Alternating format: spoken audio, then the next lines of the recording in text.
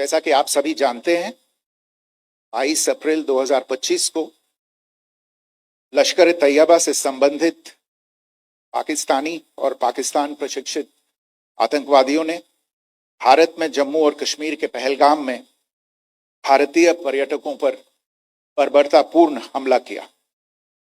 25 भारतीयों और एक नेपाली नागरिक को कायरतापूर्ण मौत के घाट उतार दिया गया। मुंबई के 26 नवंबर 2008 के हमलों के बाद यह भारत में हुई किसी आतंकवादी हमले में मारे गए आम नागरिकों की संख्या की दृष्टि से सबसे गंभीर घटना है। पहलगाम का हमला अत्यधिक बर्बरतापूर्ण था, जिसमें वहां मौजूद लोगों को करीब से और उनके परिवारों के सामने सिर पर गोली मारी गई। हत्या के इस तरीके से परिवार के सदस्यों को जानबूझकर आघात पहुंचाया गया। साथ ही उन्हें यह नसीहत भी दी गई कि वे वापस जाकर इस संदेश को पहुंचा दें।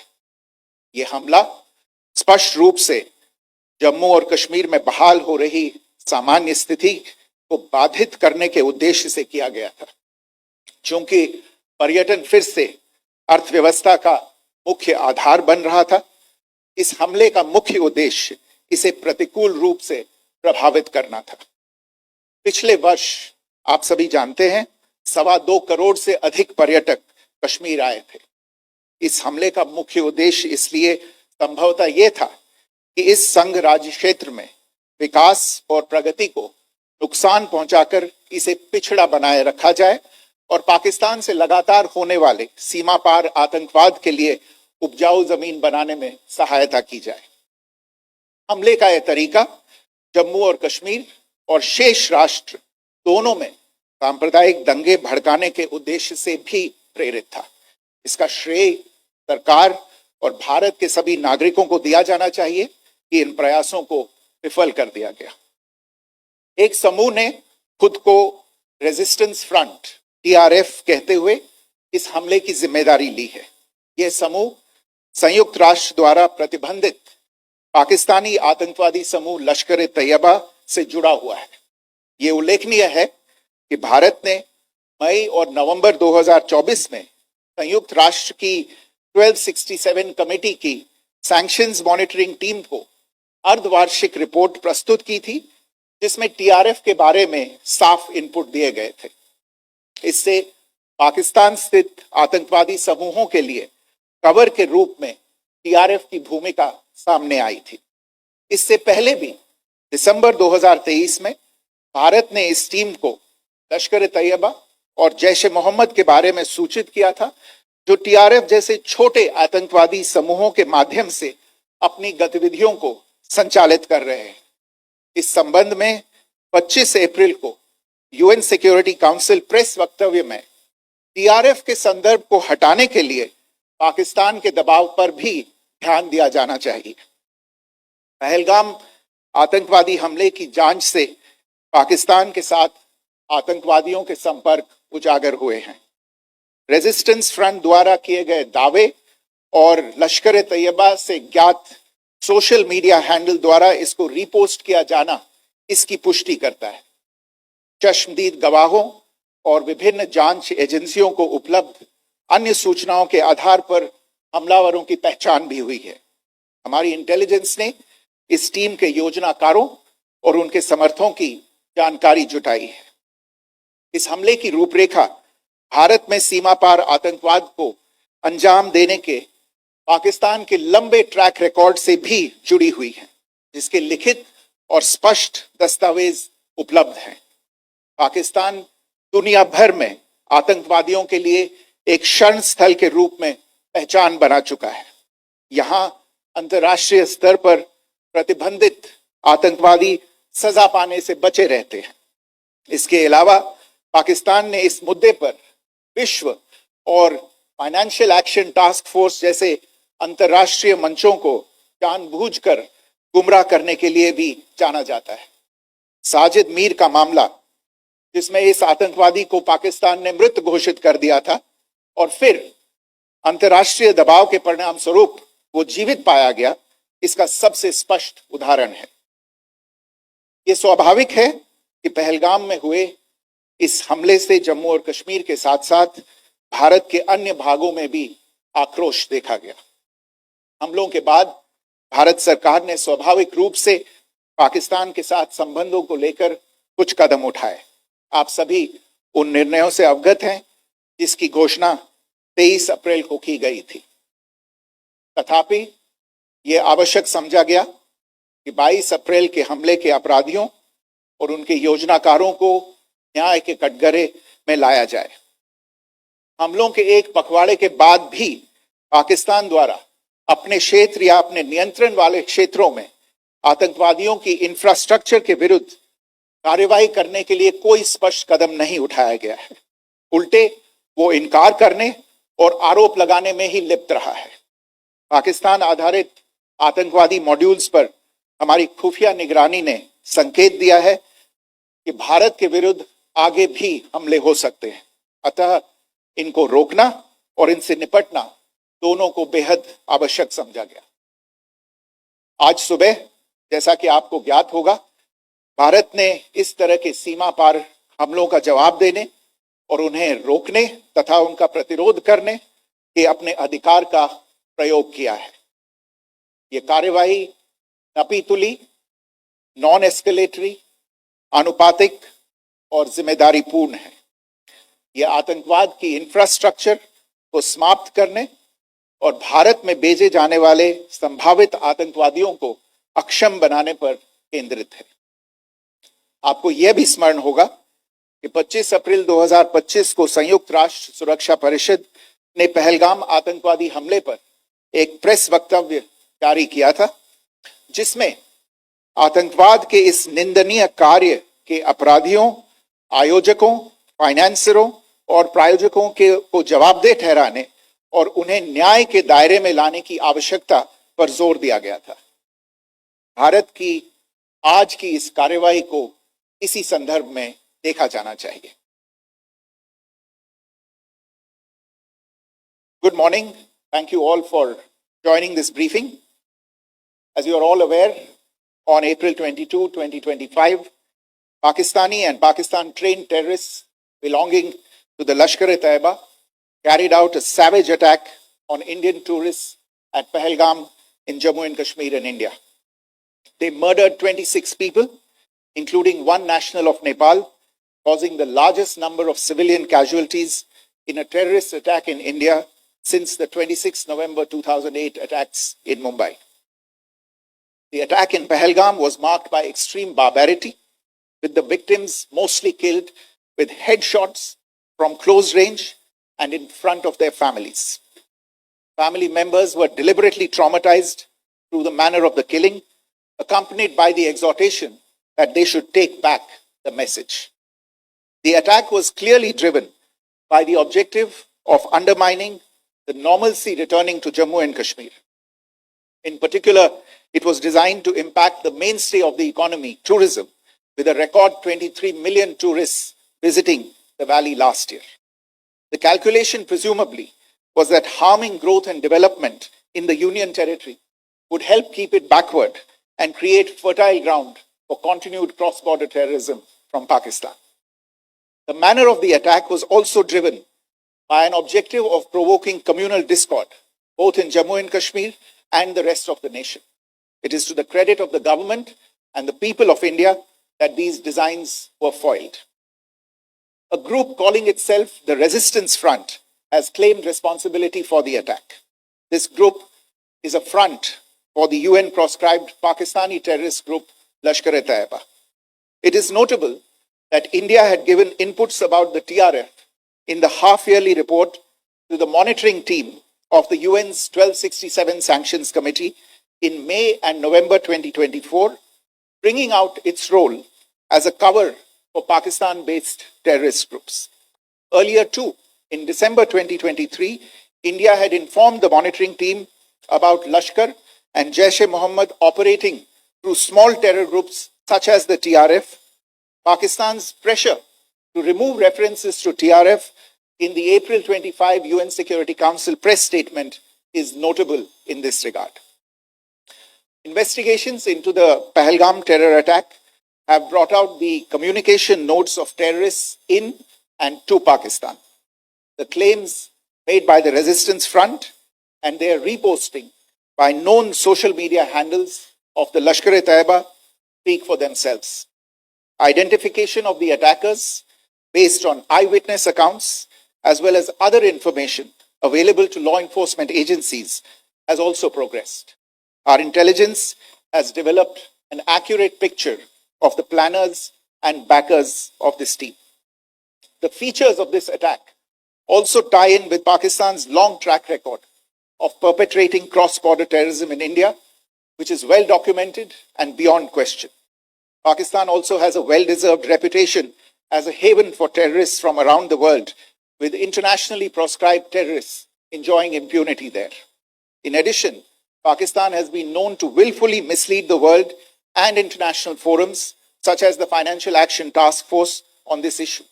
The Sajid Mir case, in which this terrorist was declared dead and then, in response to international pressure, brought back to life, found alive and arrested, is the most glaring example. The latest attack in Pahalgam has understandably generated deep anger in Jammu and Kashmir and in other parts of India.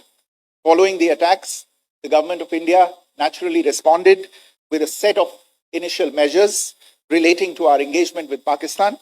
You're all aware of the decisions that were announced on the 23rd of April. However, it was deemed essential that the perpetrators and planners of the 22nd April attack be brought to justice. Despite a fortnight having passed since the attacks, there has been no demonstrable step from Pakistan to take action against the terrorist infrastructure on its territory or on territory under its control. Instead, all it has indulged in are denials and allegations. Our intelligence monitoring of Pakistan-based terrorist modules indicated that further attacks against India were impending. There was thus a compulsion both to deter and to preempt. Earlier this morning, as you would be aware, India exercised its right to respond and preempt as well as deter more such cross-border attacks. These actions were measured, non-escalatory, proportionate, and responsible. They focused on dismantling the terrorist infrastructure and disabling terrorists likely to be sent across to India. You would also recall that the Security Council on 25th April 2025 had issued a press statement on the Pahalgam terror attack, underlining, and I quote, the need to hold perpetrators, organizers, financiers, and sponsors of this reprehensible act of terrorism accountable and bring them to justice, unquote. India's latest actions should be seen in this context. Joining me for this briefing on our actions earlier this morning are Colonel Sophia Qureshi and Wing Commander Vyomika Singh. I will request them to share some details regarding Operation Sindoor with all of you.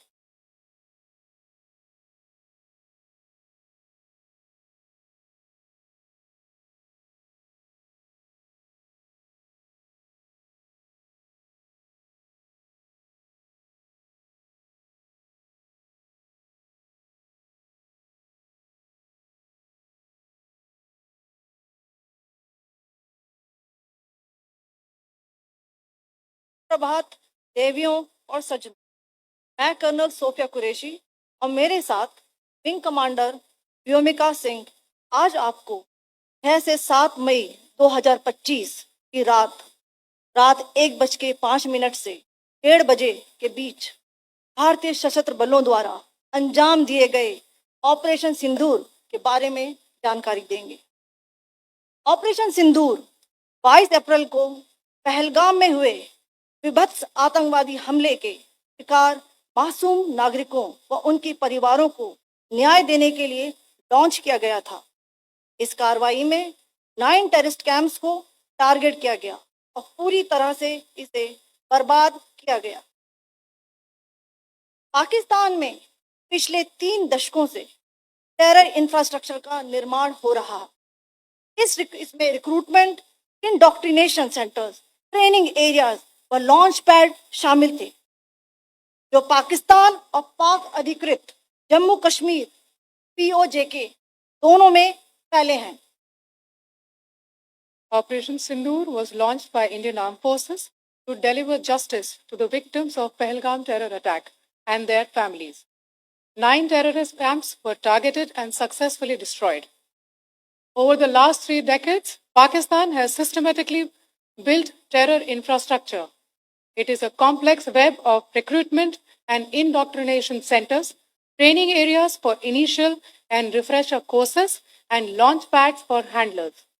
These camps are located both in Pakistan as well as Pakistan occupied Jammu and Kashmir areas.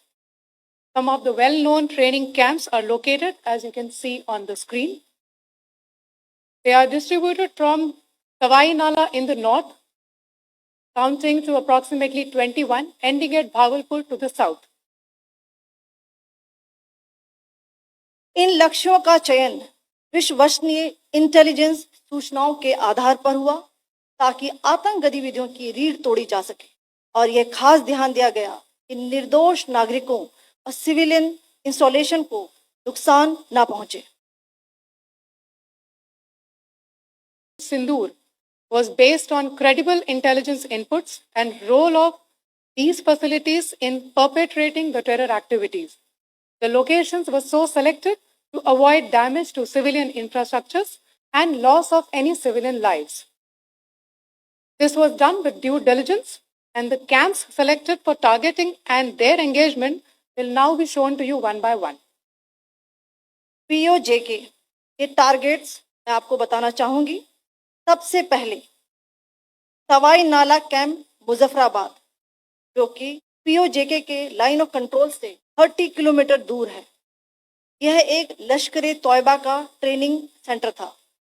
20 अक्टूबर 2024 सोनमर्ग, 24 अक्टूबर 24 गुलमर्ग, 22 अप्रैल 2025 पहलगाम, इन हमलों के आतंकियों ने यहीं से प्रशिक्षण लिया था। सैयदना Bilal camp Zafarabad, यह एक जैश ए मोहम्मद का स्टेजिंग एरिया है। यह हथियार, विस्फोटक और जंगल सर्वाइवल ट्रेनिंग का केंद्र भी था। गुलपुर कैंप कोटली, यह एलओसी से 30 किलोमीटर दूर था। लश्कर तोयबा का बेस था जो रजौरी पुंछ में सक्रिय था। 20 अप्रैल 2023 को पुंछ में और 9 जून 2024 को तीर्थ यात्रियों के बस हमले में यहीं से आतंकी को ट्रेन किया गया था।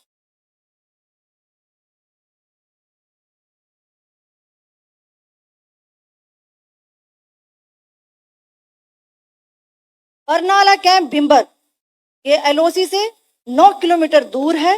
यहाँ पर हथियार, हैंडलिंग, आईडी व जंगल सर्वाइवल का प्रशिक्षण केंद्र था। अब्बास कैंप कोटली,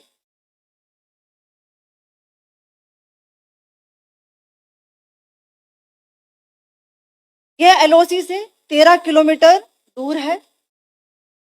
लश्कर तोयबा का फिदाइन यहाँ तैयार होता था। इसकी कैपेसिटी 15 टेररिस्ट को ट्रेन करने की थी।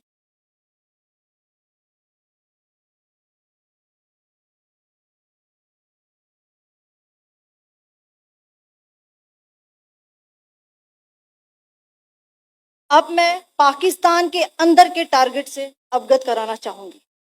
पहला, सर्जल कैंप सियालकोट, यह अंतर्राष्ट्रीय सीमा से 6 किलोमीटर की दूरी पर है, सांबा कटवा के सामने।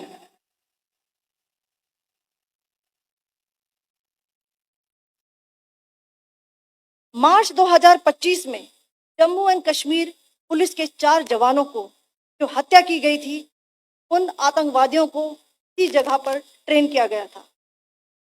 दूसरा, महमूना जाया कैंप सियालकोट,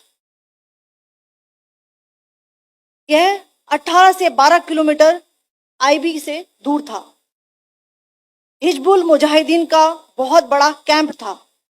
ये कठुआ जम्मू क्षेत्र में आतंक फैलाने का नियंत्रण केंद्र था। पठानकोट एयरफोर्स बेस पर किया गया हमला भी इसी कैंप से प्लान और डायरेक्ट किया गया था। मरकज ताइबा मुरीद के, यह आईबी से 18 से 25 किलोमीटर दूरी पर है। 2008 के मुंबई हमले के आतंकी भी यहीं से प्रशिक्षित हुए थे।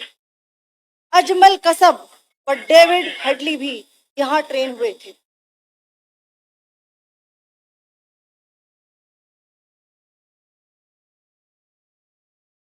आगे दूसरा आया।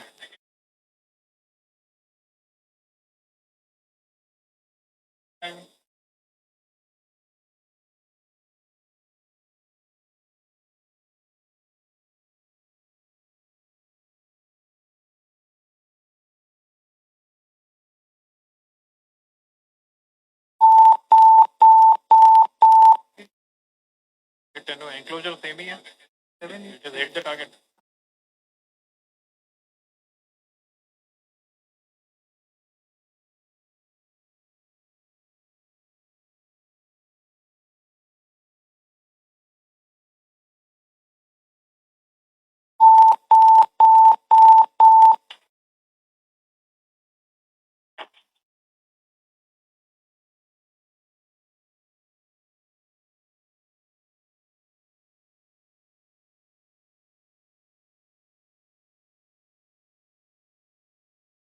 मरकज सुभान अल्लाह भावलपुर, ये इंटरनेशनल बाउंड्री से 100 किलोमीटर दूर है।